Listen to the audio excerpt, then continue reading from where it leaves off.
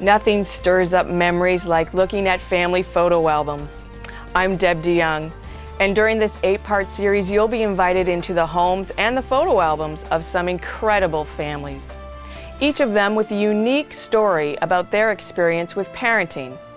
All of them from different walks of life, different perspectives, and different ideals.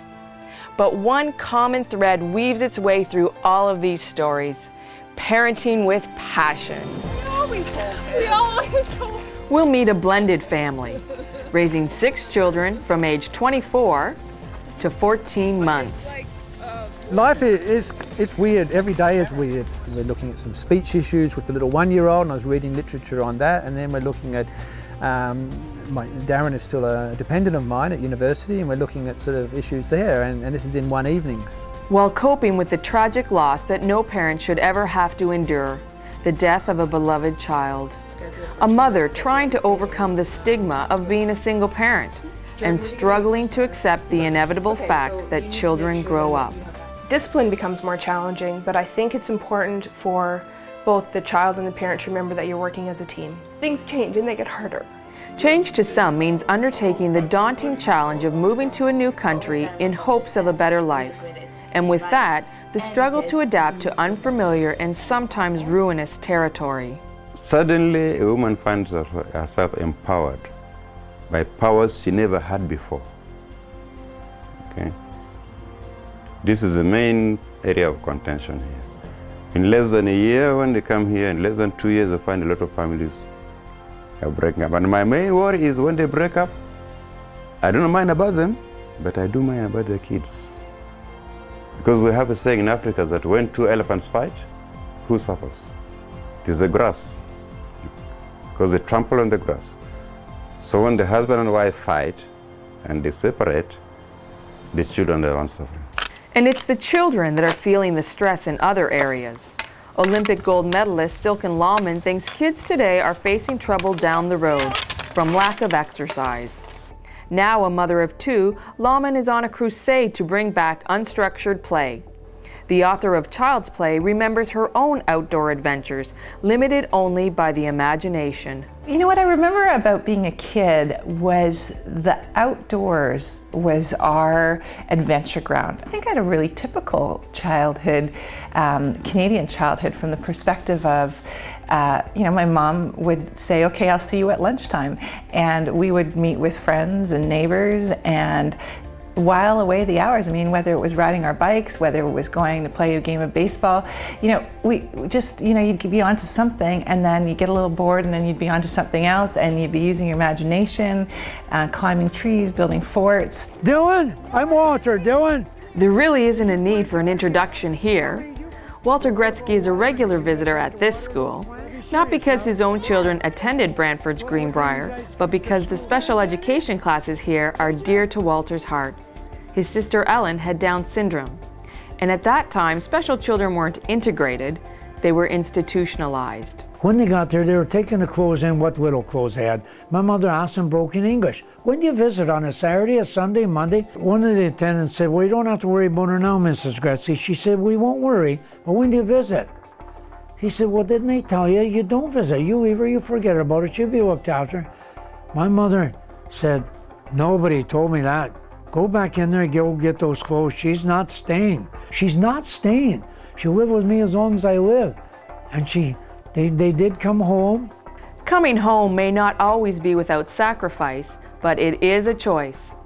Jim Balsillie, co-CEO of Research in Motion, the maker of the world-renowned BlackBerry, is a self-confessed sponge for expertise and father of 2. In every issue I deal with in life, it's real simple for me. I go find the smartest person on that issue and I ask them what they would do if they were me. And there's lots of cases, but I remember one person who had just become a grandparent and talked about how much they traveled and were away. And they said, I missed it the first time and I'm not going to miss it the second time, and I regret missing it the first time. And they said, don't do it. And I took that as gospel. And so, I make a real effort. Most of my trips are day trips. I'm overnight or I'm out for the day. Barbara COLOROSO is an internationally recognized speaker and author of several parenting books. According to Coloroso, there are 6 critical life messages that we should be giving our children every day. One message is, you are listened to. Sounds simple enough, but think about it. Do you really listen to your kids? He has a big zit right in the middle of his face. And we could say, oh, don't worry, I had 30 when I was your age. That's not listening. Nor is, if you hadn't eaten the French fries and the chocolate, you wouldn't have that zit. No, you put your arm around a kid and say, that's a bummer. I remember what it's like to have a zit right here. Feels like your whole face is aglow. Let's see if we can't get something to cover it up and to clear it up, which says to a kid, I hear you. And what about the reverse? Are the kids listening to us? 14-year-old runner Leah Robinson heard something while on the track of the 2008 Beijing Special Olympics. Cheering the competitors on? Spectators numbering 91,000.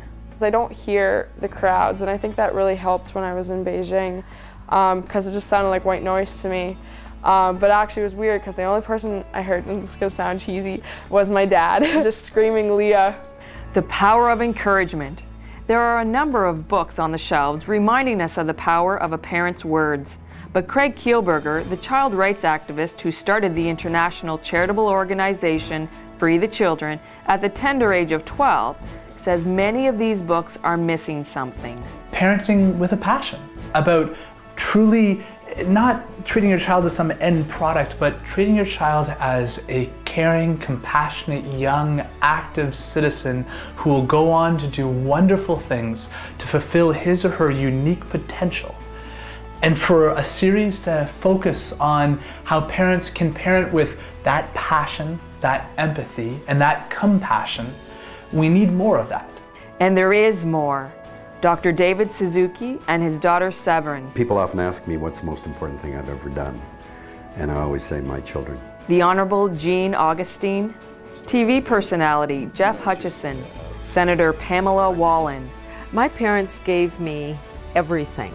Gap Adventure CEO Bruce Poon Tip, recording artist Justin Hines, and of course, all of our incredible families who openly share their stories about parenting with passion. It's brilliant, it's positive, it gets right down to the core values. It's what it's all about, it's what life is all about. So thank you for being a part of this outstanding event, and the series is going to be super successful, and you heard it first right here from Mac VOISIN.